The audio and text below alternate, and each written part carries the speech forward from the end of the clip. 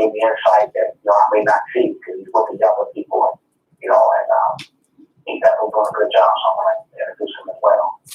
So he was happy to be here. So I'm happy to hear any questions that we can ask him. Okay, we are ready for part 2. And I do want to thank all of you all for blessing me with your time, those in studio and those on the phone. I learned a lot this week. Again, like I was saying, what made me decide to do this was anytime the Black community goes, because we have a problem in our community, when we go to the politicians or whoever, it's a rain down effect on it, going from affecting the Blacks' intended target, which is usually the gangs or the drug dealers or prostitutes, pimps, whatever, but it ends up affecting all of us. And it shows just how racially motivated everything, all these laws end up being. And I always go back to the crime bill of 1994. We were talking also about the war on drugs that stemmed from the late 70s to the mid 80s. I guess that's where the origins began. And like in our penitentiaries, I have 3 cases in California. And when you read into these cases, they were clearly drug addicts who received 3 strikes, they're outlaws. When you look on the RICO charges, the RICO Act was originated in the 70s, and it was supposed to be targeting like street mobs mostly. But it now is targeted toward our gang affiliations. And I know, speaking to y'all, a lot of people said, don't call us gang, call us organization. But I'm saying gang because that's how the language of these bills are portraying. But the part that got my attention is when they're just grabbing anybody, labeling them gang. So when I got to looking into the crime bill, a group is a gang. So if everybody in this room commits a crime together, even if it's something as small as trespassing, we can get a gang enhancement. It could be based on the way you look. If you just so happen to have on red that day or blue that day or whatever, they can give you a gang enhancement. And the language that's in this crime bill protects their right to do so. So we spend so much time, trying to fight the fact that they're not in gangs. So I decided to change the approach and defend your right to be in one. Even though you're not in one, you have a right to be one.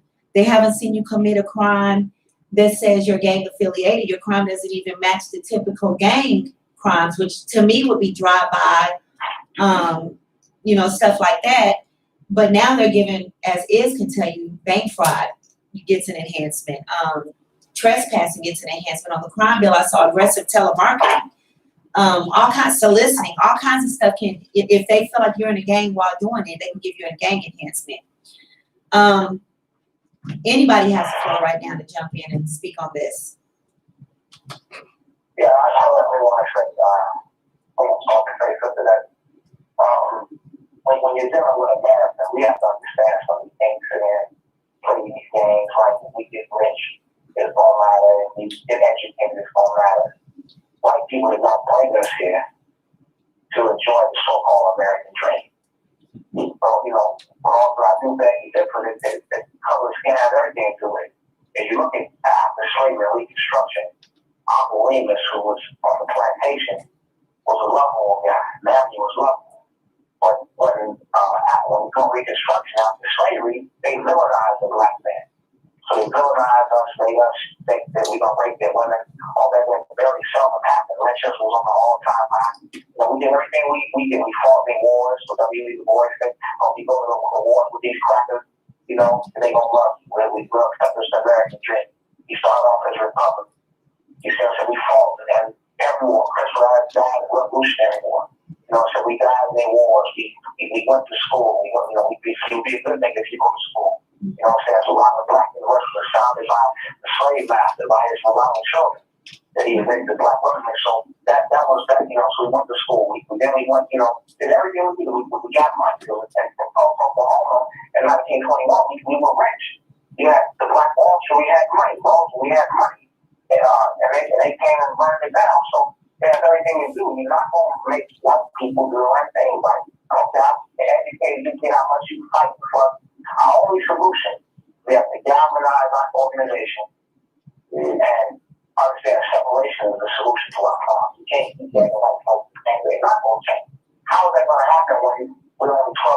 population. They show you right now when they shoot down a black man. They shot down when that cracker killed Trayvon Martin. He got acquitted. And he was clearly wrong, so they have no empathy for us. So we have to stop thinking they're going to change. We've got to change and start defending ourselves and stop begging and get up and do something for ourselves. Johan, you're still on the line, aren't you? Yeah. I want to hear your thoughts on what he was just saying, especially since you both come from Chicago. I know with growth and development in there, what do you see having based on what he was just saying? I feel family 110%. And I feel family 110%. I feel, but I also feel like everybody ain't supposed to do just that. In a war, you got medical frontline soldiers, you got guys, communications officers, a lot of different roles. And that's because a lot of different things have to happen. People on the front line, their mentality is, I can't worry about who got shot. I'm not a medic. I gotta go hit the front line because that's where it's at. Medics are like, you know what? We gotta save the soldiers who can be saved. And so I gotta operate there in that space. So my point is, he's absolutely right. Begging is never the answer. However, as long as we, me and us, people on this line, our mothers, our fathers, our sons and our daughters are paying taxes in this American system, we have a right to certain things, and it's not begging, it's demanding. Exactly. And give me mine. Yeah. Right, and so we gotta demand ours on every level. He's absolutely right.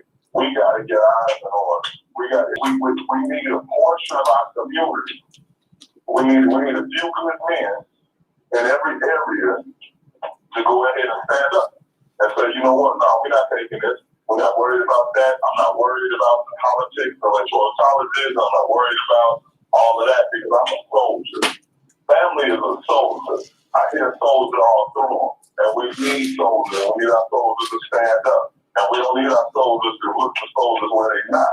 You know who soldiers are. Real recognizers, real. There Right? you And so go. it's time for our soldiers to gather our soldiers. At the same time, our soldiers should not downplay what our people on the other front are doing.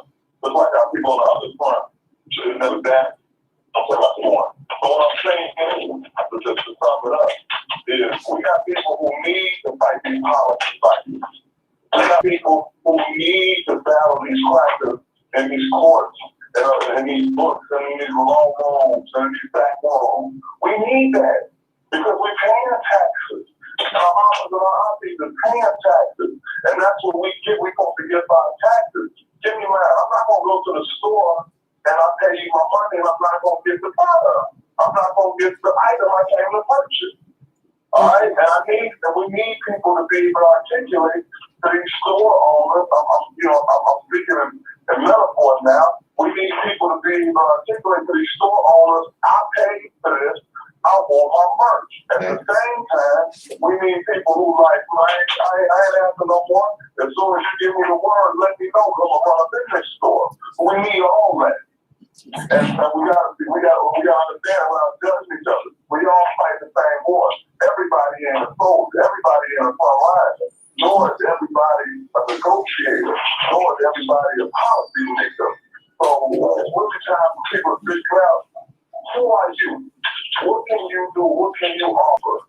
Once you figure that out, come on in. We know where to put you. If you can't figure it out, we'll holler at you what you do.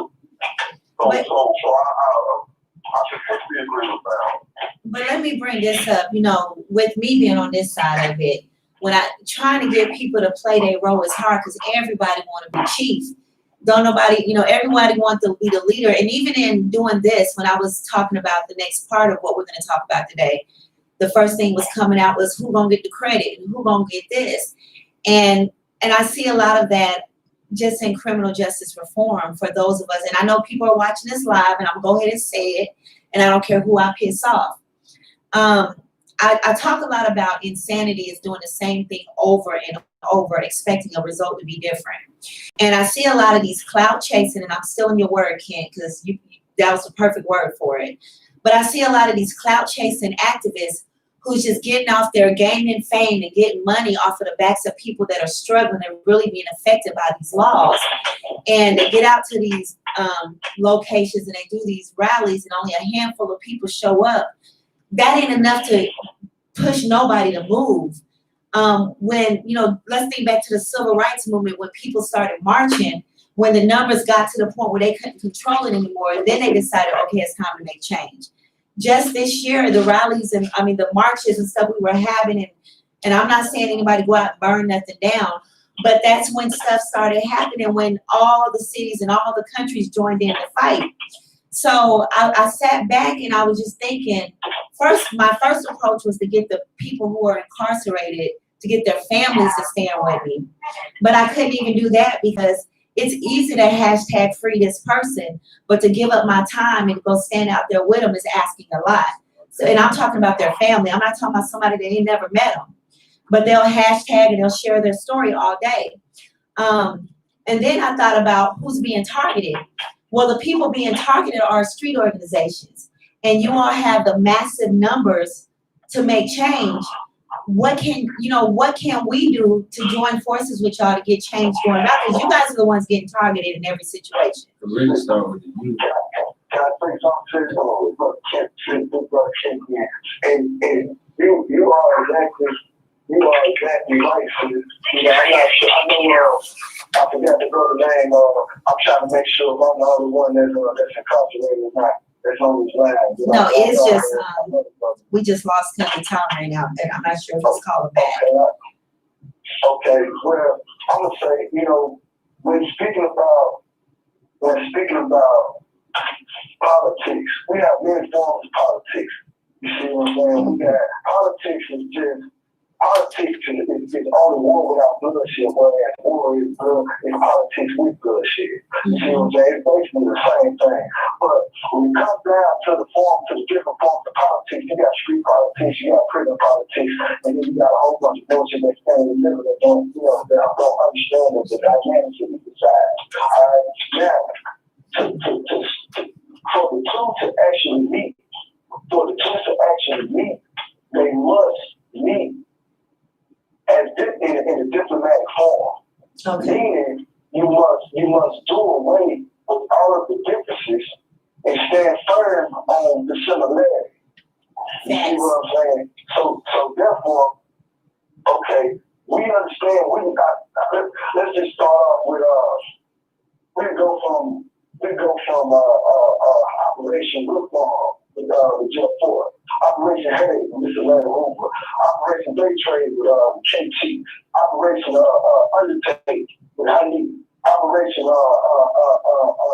Capitol Hill with Shake, and so on and so forth. Whereas just with those names, those leaders, those founders that I just named, that would, how many will know about 5, maybe 6 leaders that I named. But with those 5, 6 leaders that I just named, brought forth almost 500 members with them. You see what I'm saying? Just with them in the conspiracy of the name and what they were tied to. Okay, so therefore, those are the ones that's on the inside. That was just 5 guys that I named, 5 leaders that I named. I keep on going with these federal conspiracies. Okay, now, think about those, once those leaders were gone, as organizations have it, other leaders step up. So now, here's the problem. Those that stepped up some kind of way have forgot about those that are gone. The reason why I say that is because there's no string being pulled to get them back, on a large scale. Because don't get me wrong, there are individuals that's pulling to get certain leaders out. But I'm speaking about on a larger, what they call on the mid-so level. What I mean by on the mid-so level is we go to war with these politicians. We should let our leaders go, or they didn't need what they need, because that's what it's supposed to be. We figure what I'm saying? So therefore, it's easy to say we're going to unify and to hell with compromising this, to hell with talking to these white folks, this and this and that. Understand one thing, you're in America. Exactly. We are in America. And the only way that I can get free, because I got 30 minutes, I'm down 20. The only way that I can get free, I gotta go through that station or I gotta kick the door down, climb that fence. One or two. You see what I'm saying? So therefore, it's the dynamics of the free brothers from the incarcerated brothers is kind of different. So we gotta use our similarities rather than see our differences. And that's just, from one brother to the next that's on the same side of the fence, rather than different organizations, different gangs that's on opposite side. They gotta come together in order to fight on an overall level itself. Right. So my whole point is, we can sit here and continue going about, I feel we should do this and that, I feel we should do that. But we don't always, when we go in circles about our beliefs and our philosophies, in the end, we just went in circles. I don't make a difference what we went in circles. So what we have to do, y'all, we have to establish some form of a platform to push and get guys out. Because a lot of leaders are on the inside. We have many leaders, from me being an active leader, from me being an active leader that was once on the inside, I know that most of the positive leaders are on the outside are going through hell and hot water, standing firm to do what's right. You see what I'm saying? So therefore, they have to unify with the inside in some kind of way and establish some kind of platform to beat this the CCE, to beat this RICO Act, to beat these gang enhancements, to beat these 3-strike laws. We need y'all on the outside to get involved some kind of way to get us out. But see, here's the thing not even talking about with street organizations, just in general, until it's that person, it's hard to get them to step up and understand. So that's why I went to the street organizations, because every last one of you are a target, especially if you stand proudly of being a Blood, Crip, Vice Lord, GD, whatever. If you're proud of it and you wear that badge of honor everywhere you go, you're targeted, and it's just a number of days until they can build a fake RICO case or catch you doing the smallest thing and get you in. And that's why I stopped looking for the business, because when I talk to people who's not in a street organization, I get, well, the chances of me ever getting arrested is slim because I don't engage in that type of foolishness. And then I bring up my wrongful convictions, and they say, well, the chances of me getting a wrongful conviction is 1 in 1,000. You're absolutely right. But what they don't realize is if it affects one, it affects us all, because at some point, it's gonna touch your life somehow. So I guess if it's not them personally or their spouse, they don't care that it's their cousin or their uncle or whatever. They go on with their life. But as far as the street organizations, you kind of have to be in tune with what's going on in politics, what's going on in prison, these sentences, these enhanced sentences, the wrongful convictions, because once you guys get in that system, it's even harder to get you out than anybody else, because you are labeled, because you are not even labeled, but because you are a member of a street organization. So you could be innocent as all days. Go ahead. I thought somebody was trying to talk. Okay. You guys can be innocent, but because, No, listen, what I'm saying, not to cut you off, but you had paused, so I wanted to jump in. Oh, I didn't want to cut you off. You good? Go ahead. You said a lot, and everything was real. And I just want to rewind. So first you talked about, you got people out here who are trying to make a difference, and then I think you got to leave people showing up and who's gonna lead, and people, every movement in general has always dealt with too many chiefs and not enough Indians. Mm-hmm. We always gonna do this, right? The thing is that people with vision, they see big, they think big, we think big. But the truth of the reality is that we're not gonna get shit done in the time and the space that big thinkers want to. We gotta be brought down to size by people with boots on the ground, right? And you see that if you seeing that you got so many people talking about trying to make it happen and ain't really doing much. We gotta stop all. We gotta go back to the block. Back in the day, we had block club parties, rent parties, where people who you knew from your community came through. That's where you gotta start leading. And then it grows. Martin Luther King didn't start with all the people he led. He didn't know. It was the time when didn't nobody know who he was. Exactly. And he kept it real. Faced the people who wanted more fame and all that. And after a while, it started showing, okay, do the truth. All right, it's gonna show. There's a woman named Teslin Figaro. I don't know if y'all follow it. The woman is heavy on politics. She's heavy from the streets. I think she's from California. Got some affiliation with Crips or something like that. I know exactly. Strong. I seen her say recently, she was like, you know what? I don't care what y'all doing. I don't care what they doing. It's like Sparta. It's like 300. I'm gonna get my mob up. And then once you get your mob up. And if our mobs collide, we gonna see, we gonna, whoever gonna win, and that mob gonna join with that mob. That's how it's gotta go. We can't be trying to be an entire leader. Lead your 10, 20 people. I lead my 10, 20 people. And then people who don't hear you, it's something they can agree on, but this shit is wrong.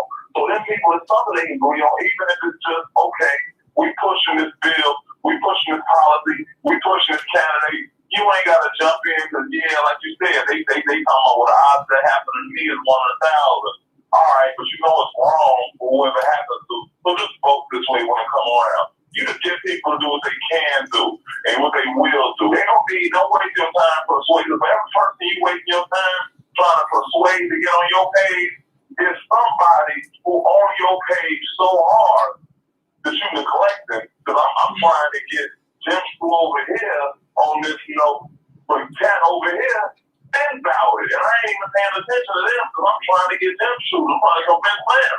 Right. So and trust in the process. Trust in God and the homies, the family during that time right now, man. Hold your head, brothers. Hold your head, man. Stay strong. You know what it is, man. You know how hard the odds is against you, man. And I salute you, man, for standing up and continuing to fight this fight. Thank you. We have a caller calling in. Go ahead and introduce your caller. Try to.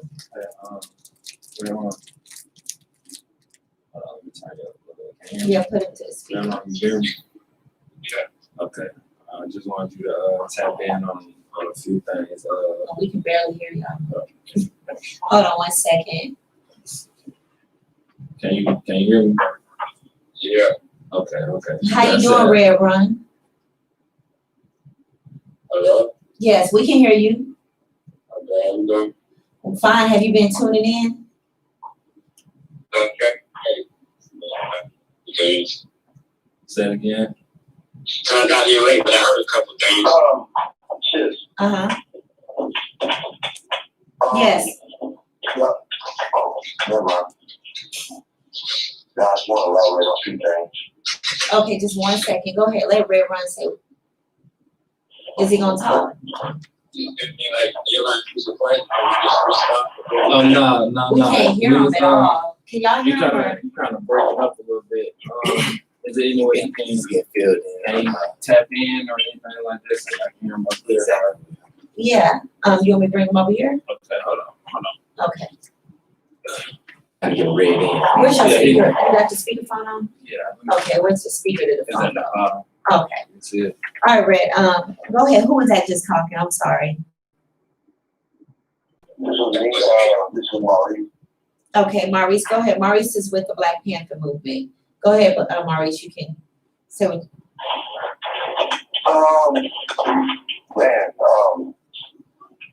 Everything that everybody said has great point to it. Like everything really makes sense.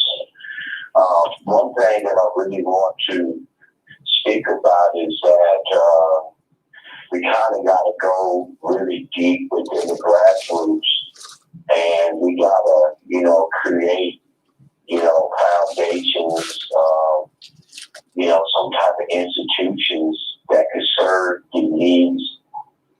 people. And one thing about the Panther Party was my original record found members. They made the people feel comfortable. They make the people feel safe. So that's something that we have to focus on. If we try to do any type of, community organization, any type of organizing in the community, we have to come to people with like love, you know what I mean? And we have to let the people feel real comfortable. Because if we don't have the support from the people, then ain't nothing gonna really move. Because the power is in the people. So if we get the people to support street organizations, things like that, and share a positive light on these organizations that is really out there doing wonderful things for the community, like the growth development, as well as like the Bright Soldiers doing the Stones or whatever. You know what I mean? We got to get the people involved, because that's how the party won 90% of the cases, because they had the power of the people behind them. So that's one thing that I really want to share light is that we have to find ways to utilize our skill. Going back to what this one brother said, is that everybody ain't really have the same ability, or they might not want to do what everybody's doing. So that's what we always say: get in when you fit in, do what you feel is fit. Because when you do what you feel is fit on how you want to do to change, or to, or just try to organize and to bring unity with the street organization, do it. If it's through music, if it's through art, if it's through whatever is your skill, utilize that skill to make a change. And one thing that we are doing is I know in Dallas they got the Skip Shockley Foundation, and it was created by May, which is named the daughter of Skip Shockley. She was a record proud member. So she created this foundation, which is a grassroots foundation that is in the community, that is really serving the people. But also it is designed to connect with the people, because we have to be true to the people. And once we are true to the people, that is how we can organize. So most definitely, like how the party said, we need writers, thinkers, and we need soldiers. There you go. You know what I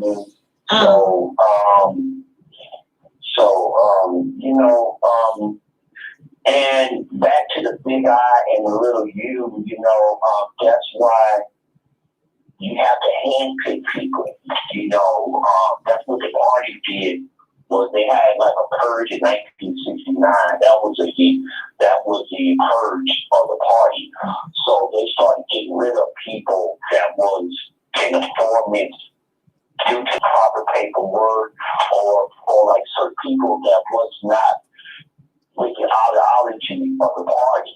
And once they purged that, then that is how the party moved forward. So also, like I say, you just gotta kind of handpick people, and make sure like everybody is on one accord. And it's really not, and just always have it within the organization that the people come first. You know what I mean? And I agree with you, brother. I do want to hear from Red Run real quick. Now, listening in on what Brother Maurice. No, you're good. You're perfectly fine. Are you still with us, Red Run? Yes, sir. So just kind of piggybacking off of what Brother Maurice said, with the Blood family, what type of activism are you all doing in the community? Are you doing, like he said, trying to make your neighborhoods trust you first and feel safe with you? I agree with him on that. Like, if they're scared of you, they're not gonna back you when it's time to back you. Yeah, bro. Not a bit from my opinion. The community, like we're in compliance with governments because of family structure. Like things are families, whether you believe it or not, or wherever you go, if you go to any city that you go to, some of the hierarchies, gangs, is the families, and that's what the stronghold is right there. But that's also the weakness. We have to start fighting fire. Because I'm speaking for myself without me. Like we have to start fighting fire. That's coming out poisons. That's what I believe. By me living through it from the 70s to now, it's getting to the point to where we have to fight fire with fire. I'm a struggle to music industry. We got no level-minded, solid individuals that's from the organizations that's trying to win the bullshit that's been going on, the false voices. Like we got Black Ass 6ix9ine, we got all of these other false big homies in the game, and they're like, no. A lot of this stuff is still like we're being exploited, and people are still getting paid in our name. It's like until we are able to fix who we are internally, even through music, because music is that spectrum of the personal beat. So until we got proper work, our organizations, music and the entertainment field, we're gonna continuously thwart it. We can't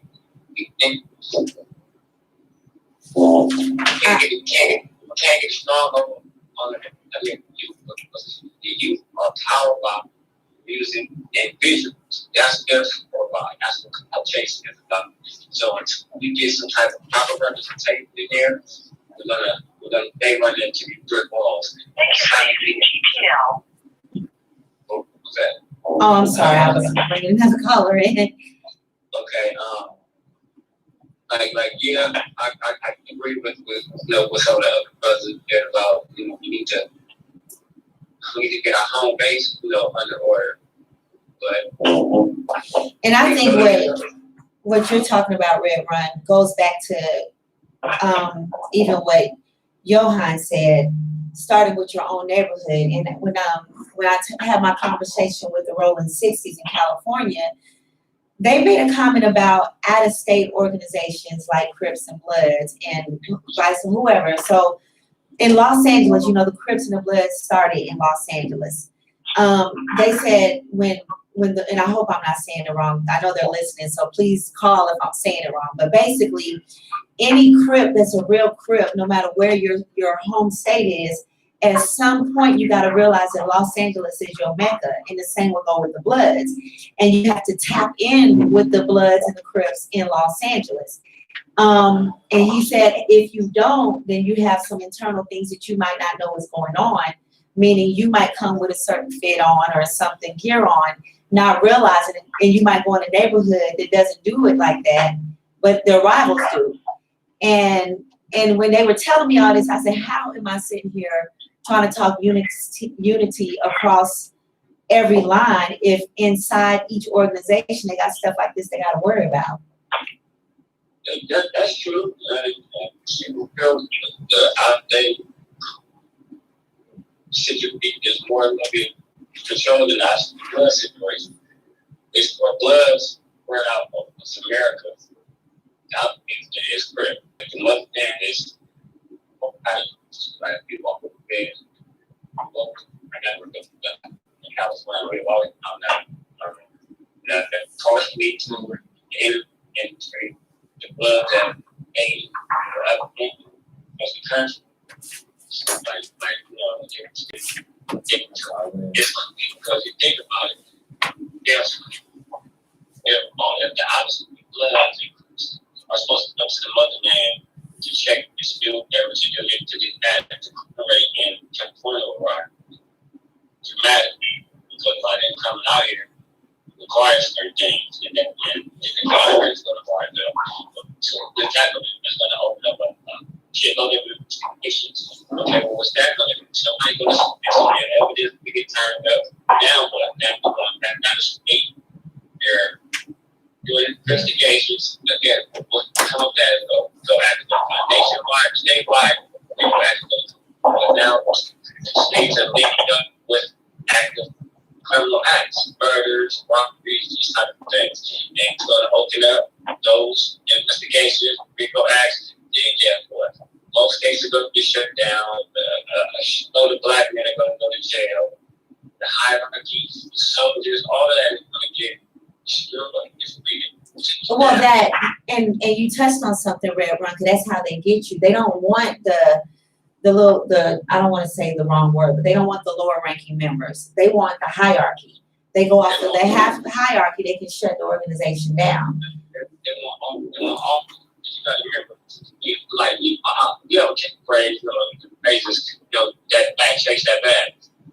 But until we start realizing that we are the bag they're facing, that in that bag, we're gonna stay getting fucked up. But if you don't the high ranking officials, but guess what? The more people that they have in custody, the more money that they make in the system. So, they all people get paid when a crime gets the phone call, that's the operator, that's the switchboard, then you go to that's the beat cops. You got jailer, chase, everybody pays them for the but the more people that they get, the more money that they get. Oh, exactly. Everybody. Right. And another thing, people are constantly talking about prison overcrowding and all that. But the point I'm trying to make, they really don't care, because if so, they would, we got parole people up for parole, they're not letting out. We got people whose sentences they can go ahead and modify and get them out, but they're not doing it. So, it's a situation where they really don't care. And like you said, it is about the money. Even if they know the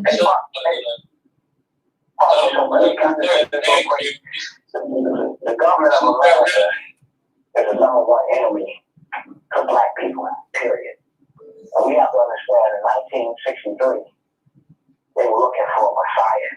And that way, they heard Dr. King's speech, he elected Messiah. And COINTELPRO came out and assassinated or jailed every black leader we had. Mm-hmm. They outright killed Dr. King. They divided up Malcolm X from Elijah Muhammad. They came in Chicago when Chairman Fred Hampton was sleeping, shot him down like a dog. When Bobby Gore, who is one of the founders of Conservative Rights, was incorporated and Pepperell and them all transformed the Lawndale community, put the African Lion. They had a team down. They had all these wonderful programs on the community. They falsely imprisoned Bobby Gore for something he didn't do. They put bugs in Larry Hoover's IDs when he was down in Dixon Penitentiary. They made falsely imprison Chief Malik or Jeff Ford. They tried to sell him a rocket launcher. So we already deal with the enemy as the government of America. They supposed to put your ass. They supposed to lock you up. They supposed to kill you. They're your enemy. And we don't understand that. We need to galvanize our trio nation together. Say we need to build an independent nation we call home. That's the only solution to dealing with massa. You cannot negotiate with massa on a plantation. The United States of America is just one big plantation. So no matter who says Barack Obama was a big Lincoln buck dancer. I like him, but he was a white man's nigga. That's all. He's a white man's nigga. He's a white brother. He was a white man's nigga. That's what he was. That's what he was. Yeah. Yes. I feel you, right? And Barack ain't cut like us. But to go back to the point that everybody got their roles, the other brother, I'm not sure, and I'm getting voices confused here too, right? There's so many people speaking about me on, right? And there was a brother on the line also who was just talking about who's in there inside right now doing 30.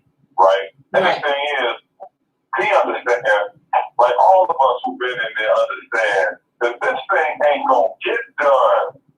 Brothers inside ain't gonna get relief without white folks. Look, it's a terrible fact, Yeah. but just like the other folks who introduced the history of black folks in America and how it was Indians here already, and they went and got African slaves to bring here because they was able to manipulate them a certain way or whatever. That's just a fact. At the end of the day, you know, we have come a long way. It's hard to acknowledge it sometimes because of how far we still got to go. But we are not here in the free world worried about white men showing up at our doors, snatching our daughters and our wives, raping them in front of us, and selling them to another white family up the river. That's not where we at no more. Exactly. That's not to say You're not there because they put a system of white supremacy to teach you to hate yourself. Yeah. So it's easy to pick up a gun and say, I hate a nigga, I'll kill a nigga, then because the system is put in place, but we don't have to do it no more. We do it to ourselves because we hate ourselves. And we regardless though, brother, there are plenty of black folks not doing that who are living their lives and not living like they did when we were literally slaves and chattel slavery. As Marcus Garvey said, and I'll make a quick point. As Marcus Garvey said, something very simple. No one man or woman can rise above the condition of his people. That's the problem with these Negroes. They pacify. Because you stay in a nice house and you wear a Brooks Brothers suit, you got the iPhone 30, you think you're liberated, Negro. But you still a nigga in the white man's world. Now, when I say this, I'm not trying to hate the white people. I'm saying we have tried it. We have tried it, and it has not worked for us. Because I'm saying, if your daughter gets abused, let me just say, your daughter is abused. I'm not just saying I hate white people with killing on. I'm saying we got to build an independent nation that we can call our own. Integration has not worked for us. We have to build an independent nation we can call our own. Your daughter is abused. Come on and say something to me. You got a daughter or something. You have a daughter or you have a sister? I have daughters and sisters. Okay, you have a daughter. Okay, that's all she's funny. Okay, she looks old. Yeah, but okay, you have a daughter. She gets married. And she come home and say, Mom, my husband blacked my eye. Mom, what do you tell her? Should she go back into the man or what? Should she leave? Go ahead, my brother. Let me ask that question before you make your statement. I want to ask this question. Hold on.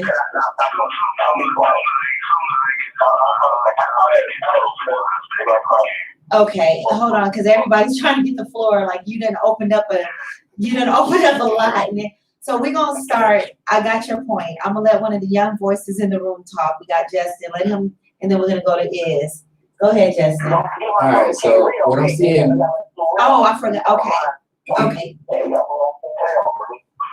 Go ahead, Justin. Okay. So what I'm seeing is common as far as like the thread so far, because I want to bring us back to like a point of a united front. You know what I'm saying? Because like the vision is even slipping in right now. Exactly. And what I realized that they got us doing is we focusing on the negatives. And from what I've learned, man, there's a million ways to fall and one way to stand up. You know what I'm saying? So like what we kind of have to do is kind of shift gears to focus more on the positive things that are working, the things that were working, and things that can work. Exactly. You know what I'm saying? Because once we start mounting up a whole heap of that, then we got power, because truth is power. And that truth is what we need to unite, because when we have that truth, when we have that knowledge in common, then we're going to seek the common goals, because we all want good for our family. We all want good for our brothers and sisters. Exactly. Facts. That's why we're here. Go ahead, Iz. You got the floor. Man, that's not for me, you know what I mean? Yeah. Like, he took the words out of my mouth. For those who don't know, I've been a part of this open development movement, or let's just say GD, for an awful long time. I've been in the negative, I've been in the positive. And out here in the state of Georgia, I was governor over the state. And one of the things that I was successful in doing out here is not waiting on people to do for us, but get up off our tail and do for ourselves. and we begin to clean up our own communities, you know what I mean, all over the state. We begin to do what the Black Panther strain used to do back in the 60s, and that's to feed the hungry, you know what I mean, the clothes those who don't have clothes.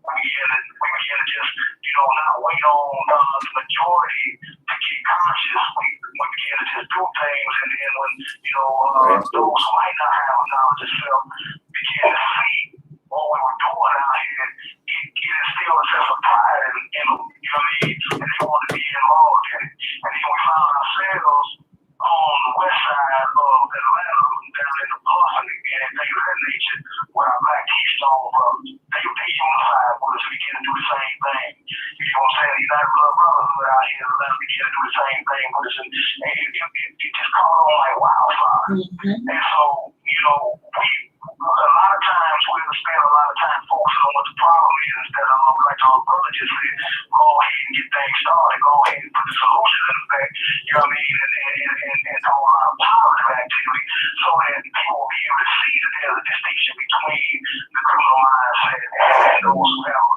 revolutionary mindset or those who have a desire to do something different. Exactly. When the system came in us, bro, in 2016, you had to attack. You had 1 minute remaining. Man, I ain't gonna hit y'all back here, but they had to attack us as a whole because, the majority of the brothers and sisters in the state of Georgia, you know what I'm saying, we were in the vision. You know what I mean?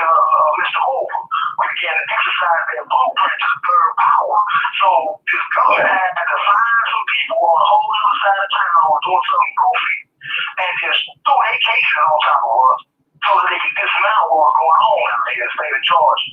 And really it was happening across the U.S. You know what I mean? But Georgia was a foundation, you know what I'm saying, for us to really, show what this vision looks like.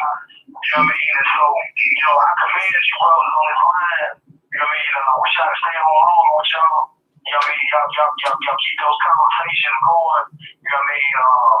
And moving the conversation to the realm of conscious activity. You know what I mean? I salute y'all. Hopefully I'll be on the other side of these walls. You know what I'm saying? Able to deal with y'all as well because we got a lot of work to do. Appreciate you, OG. Appreciate you. Love is stay strong, brother. And that, what he touched on is why I really wanted to get us together. Kamara, I understand everything you're saying, but here's the thing. Kind of piggybacking off of what Johan, Justin, and Iz said.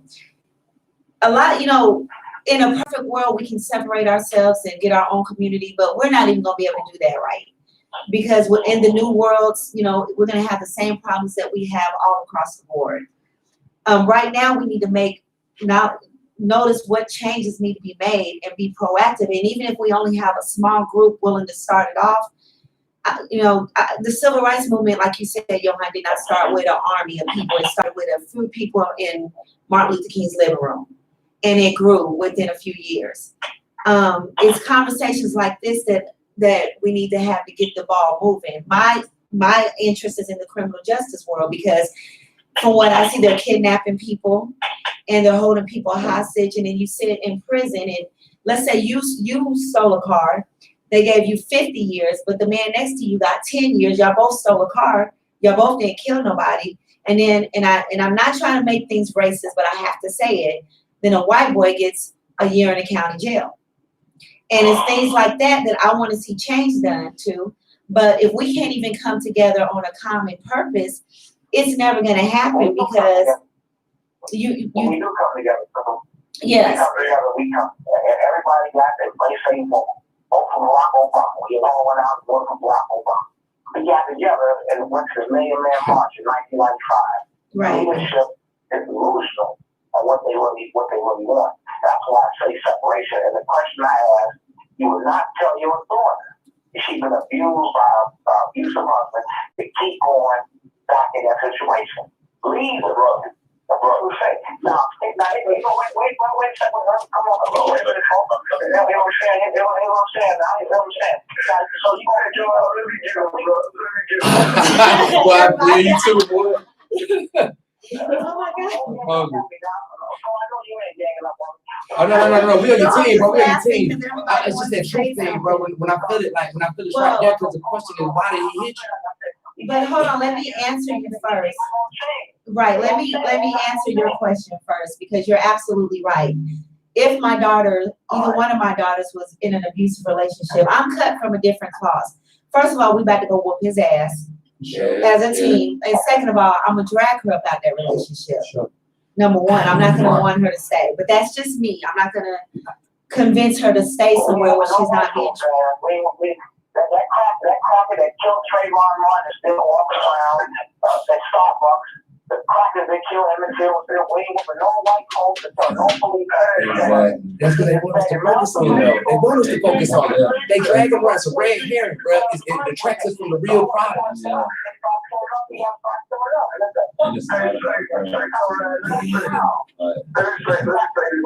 Everybody wants a piece of you, Chief. I'm sorry.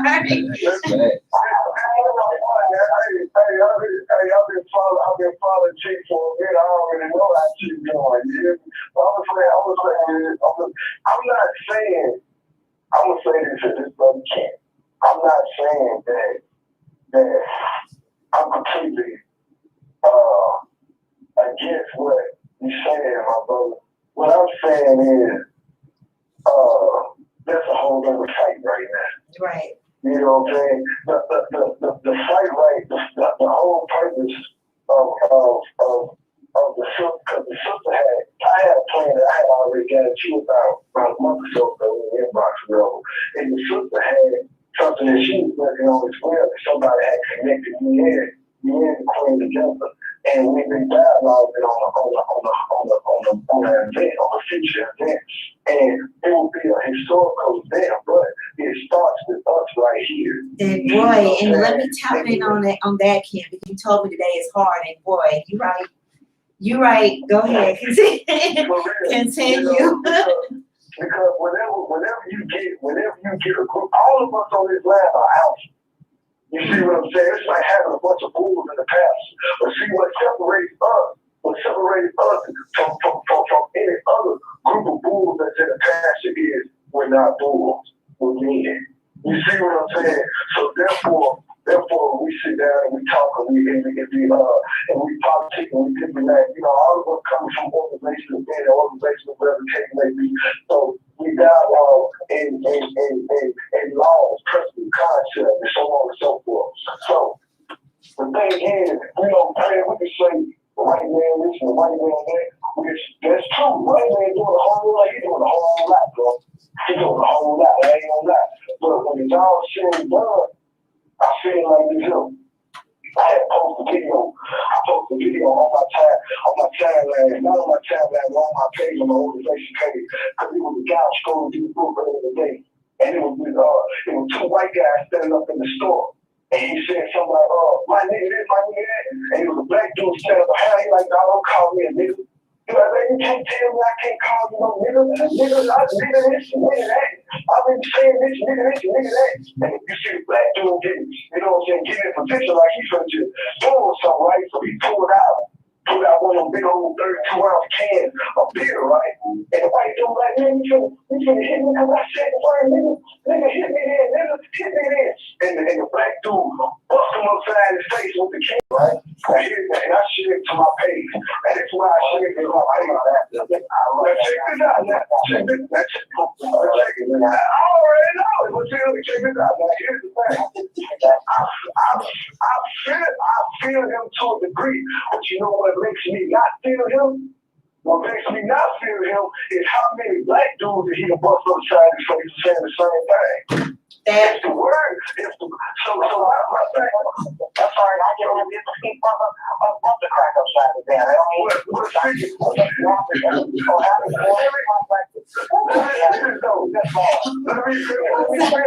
mean let me finish, you know what I'm saying? Because the way I tell brothers is we gonna stand for number one. I'm gonna give you another situation. Something that happened to me back when I was active. It was a situation came about where an officer called one of the brothers a bitch ass nigga. Alright? Guess what he did? He ain't do nothing, right? So boom, right after that situation, you know what I told him? But you a violation. So the rest of the was like, bro, what you mean? You can't make this dude beat up that officer. I said that officer called him a bitch ass nigga. Why I can't? But you can't make that brother beat up no officer. I said, okay, now what is it? Came to the site would have called him a bitch ass nigga. Well, shit, you know what it is. You know what it is. I'm like, no, hell no, it don't work like that. Life is life. Wrong is wrong. So therefore, I don't justify. You see what I'm saying? I'm not justifying what's right. If I'm a bust in this place and saying this, I'm a bust you in your face too. Okay, we gonna, I like that. hold on one second, everybody pause. Go ahead, P-Weezy, and break it down. We're supposed to break it down so the people can keep up. So we're gonna do part 3.